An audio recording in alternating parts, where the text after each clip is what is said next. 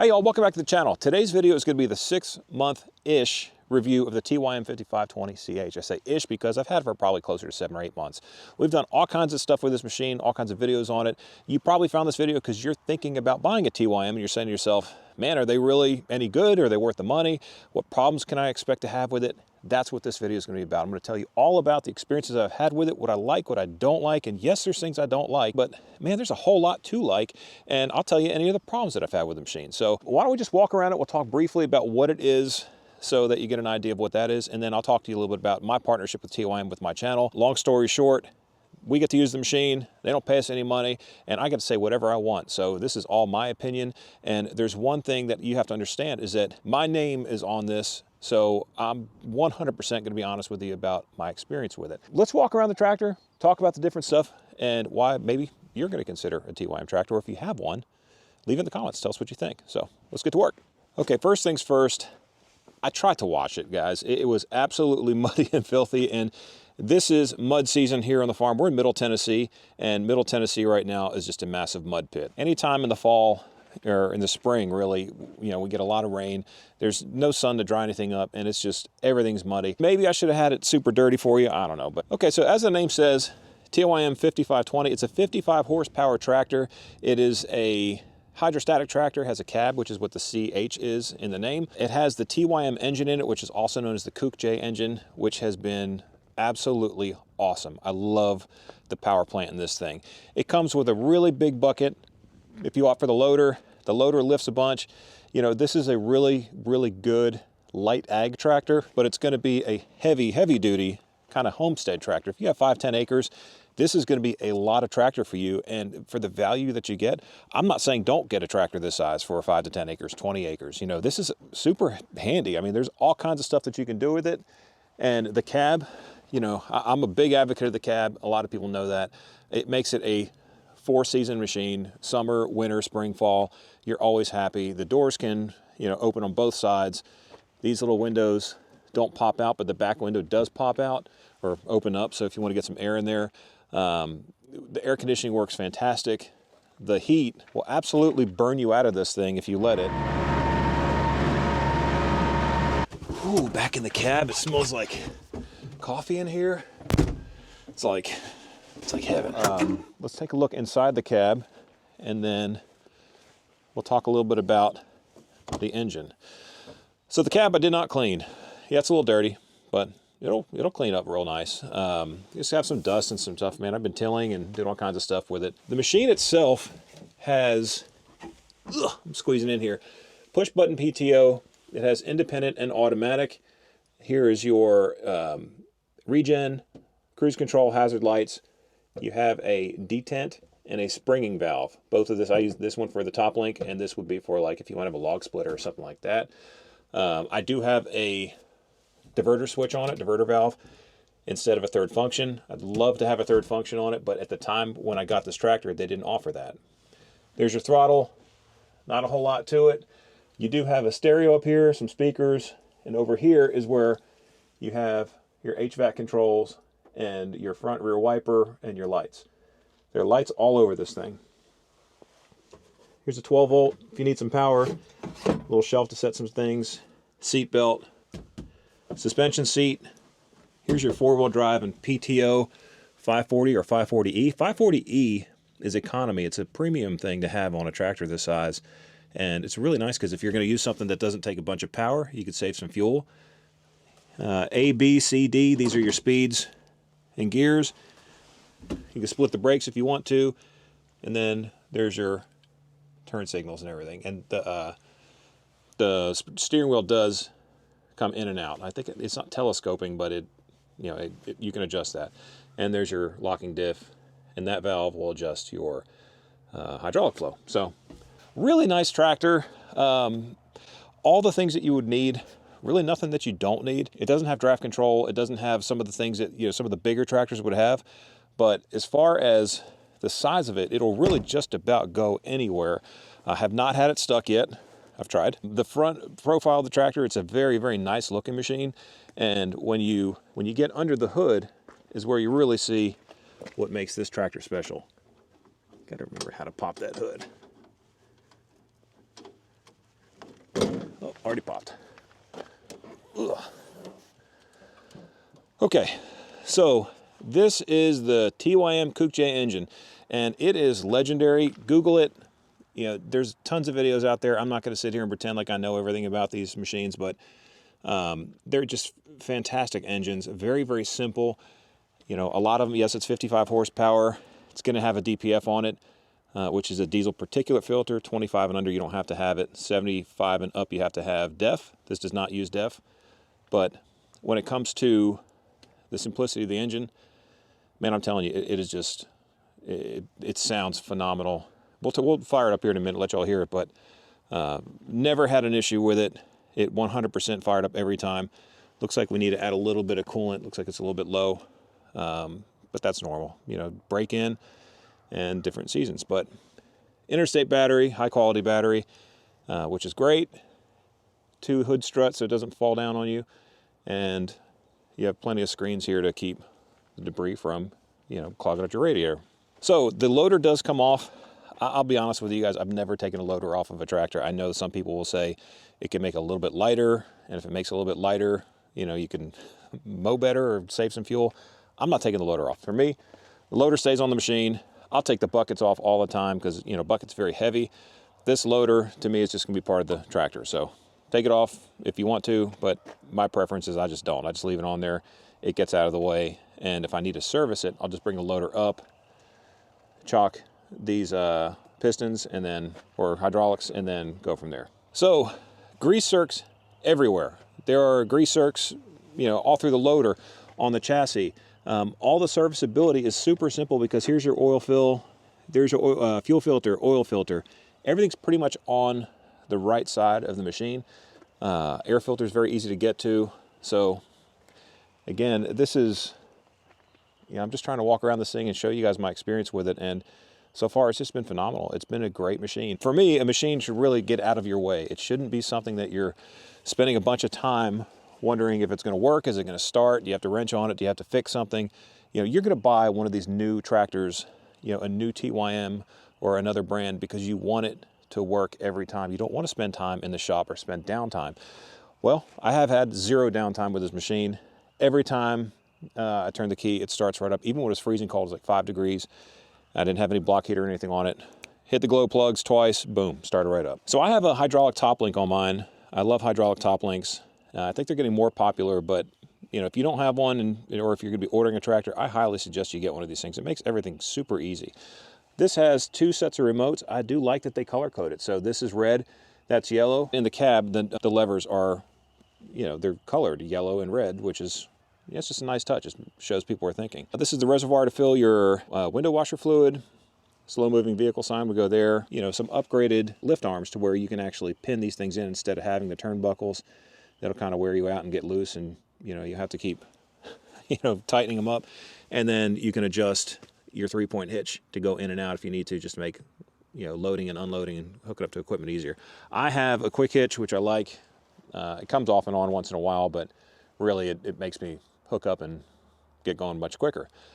We talked about the lighting. There's lighting all over this thing. 1, 2, there's 2 in the front. These come standard. You don't have to buy any of this stuff. None of this stuff is options. As this sits is how it comes. Rear view mirrors, turn signals up high and real big, which is nice because it's going to let you know, or let people around you know what you're doing. You do have a step on both sides, which is good. It doesn't have a huge fuel tank, which we're going to talk about that in a minute. But let's talk about some of the things that I don't like about this tractor, or some of the things that may have broken. So as I've said, my name is on this review. So my partnership with TYM is really just, I get to use the tractor and they get to have their tractor on the channel and you guys get to see it here. That's it. So what I say to you now is going to be 100% true. The engine is fantastic. Absolutely fantastic. The drivetrain is great. It doesn't get stuck at all. All the functions and everything have worked flawlessly. There's one thing I don't like, which is very specific to this tractor, and that is the cab size. So if you are an average size human being, you're not even going to think twice about this. The cab size is actually, it's very spacious once you're in it. Me, I'm a big dude, and getting in and out of this tractor is definitely snug. And when I'm in here, you know, it's just not the most spacious for bringing stuff with you. So there's not really a bunch of storage space. It has everything you need, nothing you won't. Like I said, I'm just being completely honest with you. I fit perfectly fine into operating it. It's not claustrophobic at all, but the 574 by TYM has a much bigger cab. And if you're looking for spacious cabs and like a lot more space and armrests and everything, this is not going to offer that to you. This is really a fantastic open station tractor without the cab because the size is just awesome. Like, it's such a great size. But to put a cab on this machine, it's not a huge frame machine, so you can't really think of redoing everything, I guess, you know.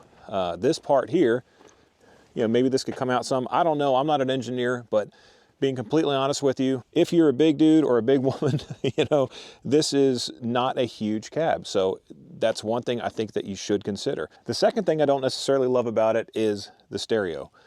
Not the fact that it doesn't work, not the fact that it's not the best stereo in the world. It's just a hydrostatic machine is loud by nature. So having a stereo in here, if your dealer's going to throw it in, great. If it comes with the machine, great.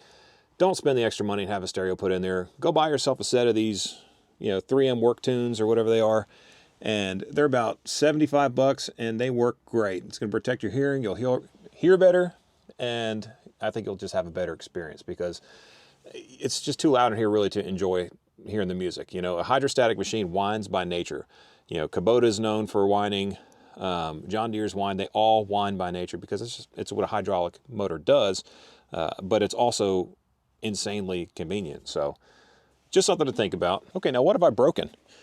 Haven't really broken anything. There's one thing that I did early on, and it's this guy. I knocked this thing off the pedal, and I cannot figure out how to get that thing on for the life of me. I know you have to kind of squeeze it and get it in there somehow, but I've messed with it, and I finally just said, I'm going to set that right there, and I'll just push on the metal piece. These are, I mean, that's steel. This is not going anywhere, so, you know, at some point, maybe I'll get the gumption to get that thing on there, but I just haven't found it yet. So I love that the mat comes out. That's great.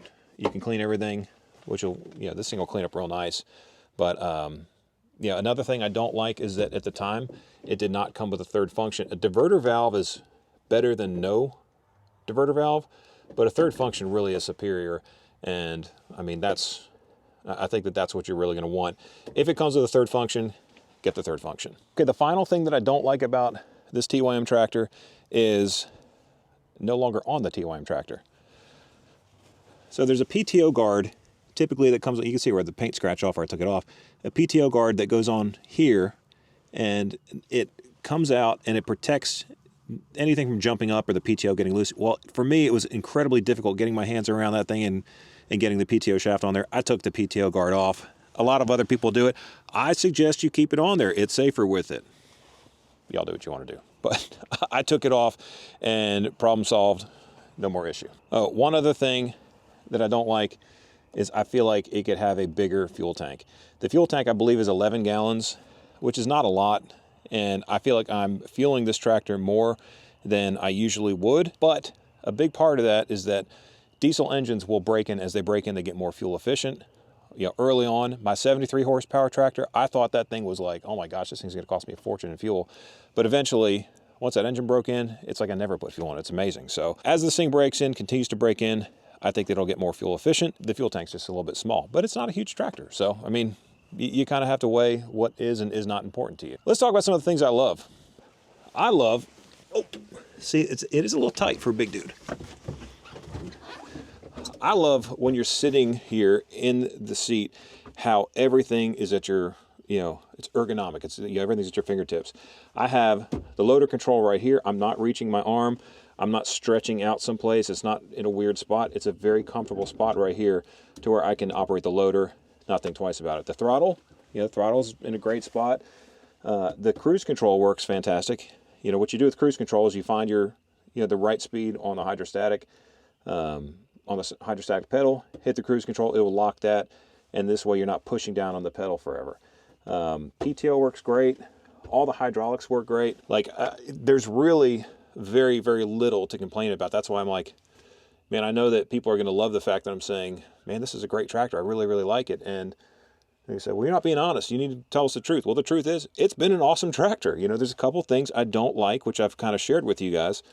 But other than that, I mean, it gets work done. It's awesome. There's only one time I've overheated it, and that's when I was in a dry season and caked the entire radiator with dirt, which, you know, that's on me, not the tractor. So blew it out perfectly fine. It cooled itself down, no problem. Another thing I absolutely love about this tractor is they didn't skimp on how many vents you have. So the HVAC system in this cab works very, very well. You have, well, what's that, 2, 4, 6 there, and then you have 2 overhead, which again, it will cool you down, warm you up, you know, no matter what the season is. And then what's odd is you have to push the AC button every time you get in the tractor, which I've heard that a lot of other ones are like that.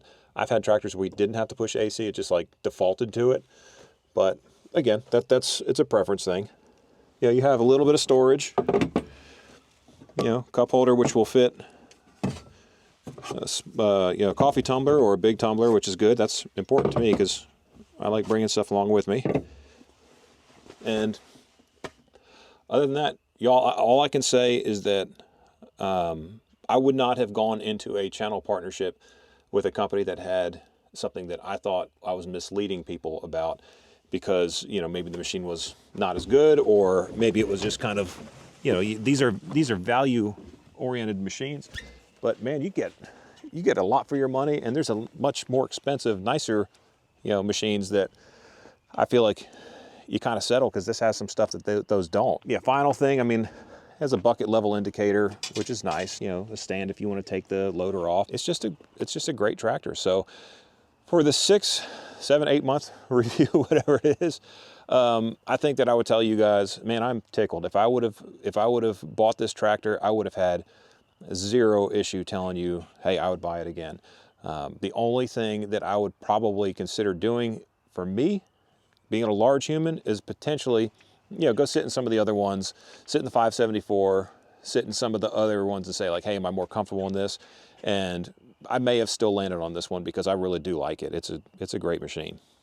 TYM is, I mean, they're really trying to build some great stuff, and they have a lot of really nice stuff coming down the pike. You know, from being one of their ambassadors, I know some of the stuff that's coming, and they're not trying to be the basic cheap tractor. They're trying to really compete with the big dogs, and I think they are. And I think that there's some stuff that you guys are going to be surprised that you see come out. You know, TYM's going to be a player. They're just, I'm blessed and fortunate to be partnered with them because, you know, I just love using their equipment, and they're also great people. I hope I didn't miss anything.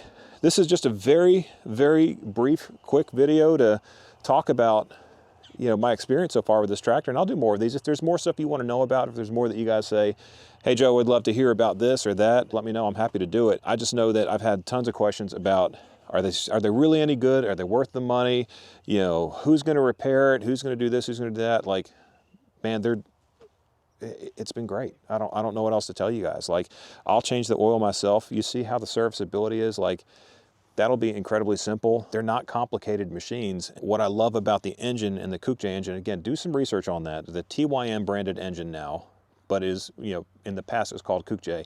Do some research on that because I think that you'd be very, very impressed with how they've designed this machine. Hope that helps. Oh, and by the way, the 574 and this machine and the 4058P that's coming out, which is the 5498, I think, they all have the same engine in them. So this is the same engine you get the 574.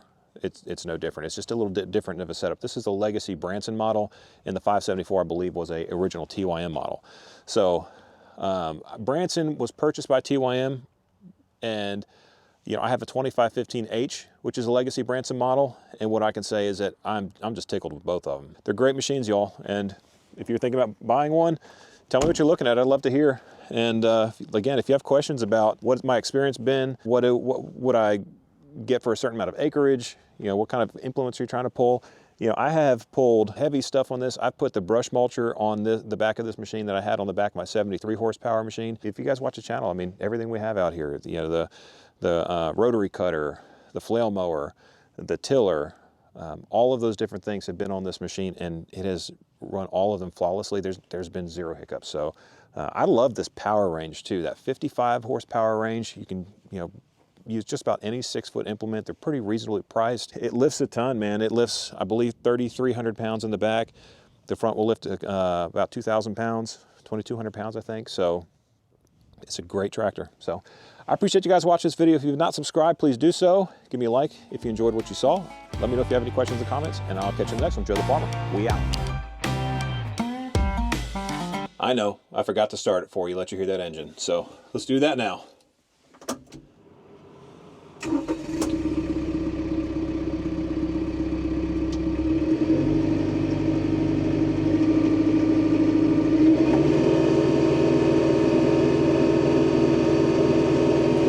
Purrs like a kitten, man. Super happy with that engine, so appreciate y'all watching.